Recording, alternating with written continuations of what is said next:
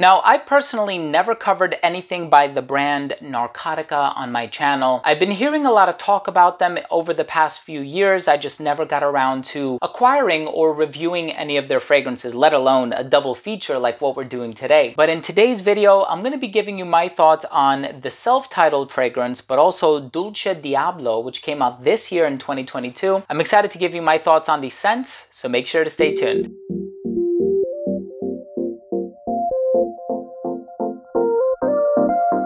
Now, before I begin today's episode and I tell you all about these two fragrances by the Italian brand Narcotica, give you my thoughts on the smell, the quality, the performance, the evolution of the scent, so on and so forth, I do want to start things off by saying that if you are a fan of fragrance-related content, please do consider supporting the channel by subscribing to it. Hit that bell icon so you can be notified whenever I do upload future videos to the channel. And of course, give this video a thumbs up if you enjoyed it or if you take something of value from today's episode. It would really mean a lot to me. So the brand itself, I believe, came out in 2019.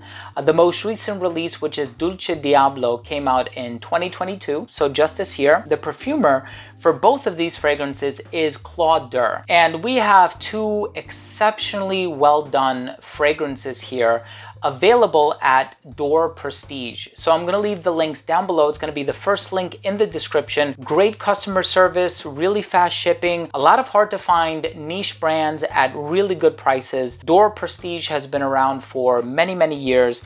And here we have two fragrances that I'm kind of mad at myself that I haven't discovered them sooner, because one of them I truly fell in love with. And the DNAs themselves happen to be very unique. So I'm so excited to give you my thoughts. Anyway, so the first fragrance here, it has this cannabis note in here, right? We're talking about the self-titled, and it also has a lot of green ingredients. So there's cypress, there are some spices, there's patchouli, vetiver, and the second fragrance, which is called Dulce Diablo, you have apricot, dried apricot, cocoa, cognac, rum, sandalwood. You have these beautifully gourmand ingredients, and it is one of the best gourmand fragrances that I've ever tried. So I'm excited to really break down each one in terms of the smell, the performance, the quality. Let's go ahead and start things off with the presentation.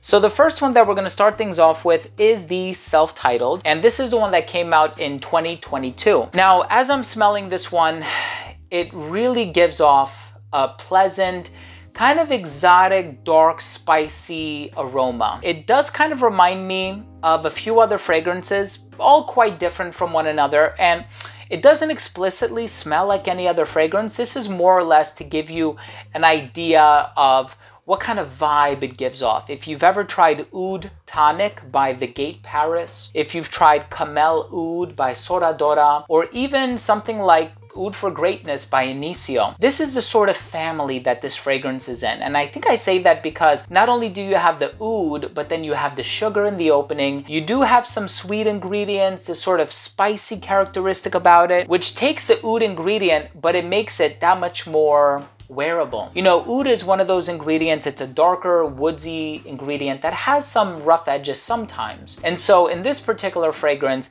for it to contain all of these green ingredients, which adds this earthy appeal with the cypress and the vetiver and the patchouli, this one, and of course that sweetness in the opening, this one is definitely on the sweeter side of things and the earthier side of things, and that can be a nice distraction from the oud, which is still there and it's lingering in the base. You do smell it eventually, but I think all of those other ingredients serve to make this one that much more wearable, that much more accommodating, but it still has like this expensive, opulent quality about it, and it smells exotic as well. So for the self-titled one, really nice. If you're familiar with fragrances like Oud Tonic by The Gate Paris or Camel Oud by Soradora, kind of in that family, so you have more or less an idea of what to expect. Now, Dulce Diablo, I knew Claude Durr was very talented as a perfumer, but this fragrance totally blew me away. So this fragrance opens up with this apricot note, and you get that fruity sweetness in the opening,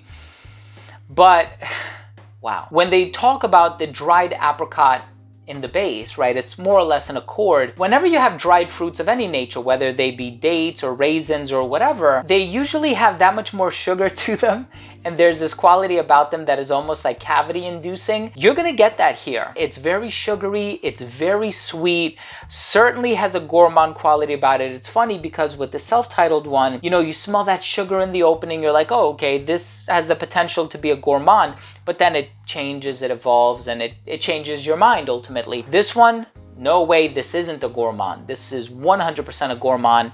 You have that sweetness in the opening. You have the boozy appeal from the cognac and the rum. You have that cacao in here, which is not powdery, but it adds this chocolatey quality to the fragrance. And the apricot is just so lively and so juicy, and it has just this brilliant aura about it, and I truly am a fan of this one. It's funny, this one kind of reminds me of XO Brandy by Dulce Parfum, which came out about a year before this one did. So if you've had the opportunity to try that, you more or less know the direction this one is going to go in, just adding that apricot in here. So it's boozy, it's sweet, it's chocolatey, and the introduction is by far my favorite part of this entire DNA. And this has one of the best atomizers I've ever seen.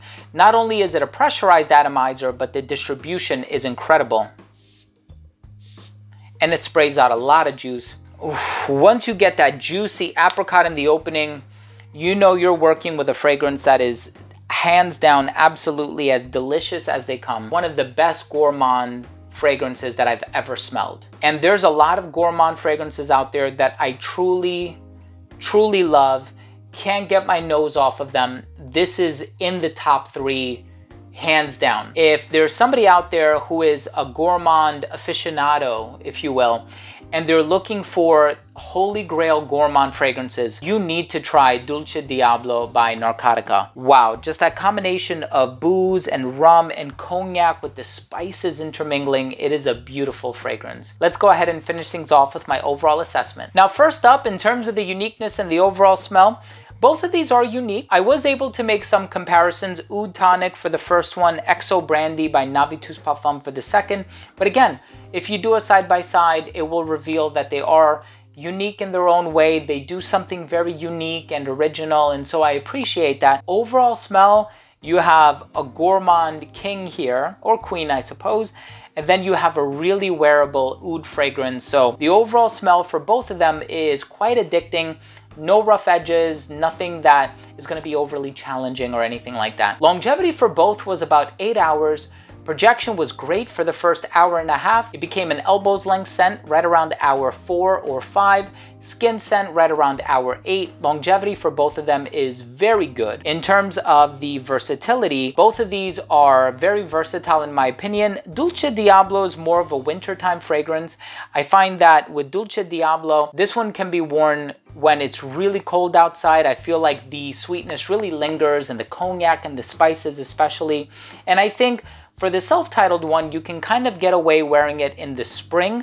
I don't think either one of these fragrances are going to do particularly well in the summertime because they can be cloying. Unless you're wearing them in a climate-controlled environment, then you can pretty much wear them all year round. Versatility, I think both of them are pretty unisex. I think both of them are good for the colder weather, like I said, and I do think that somebody who's a little bit older will appreciate these fragrances as opposed to somebody who's like a high school student or early college student or something like that. And the presentation, I showed you the atomizer a couple of times. The presentation is really classy for both of these and for all Narcotica fragrances for that matter. My final verdict is here we have two really interesting fragrances by Narcotica. One of them is a sugary wearable oud.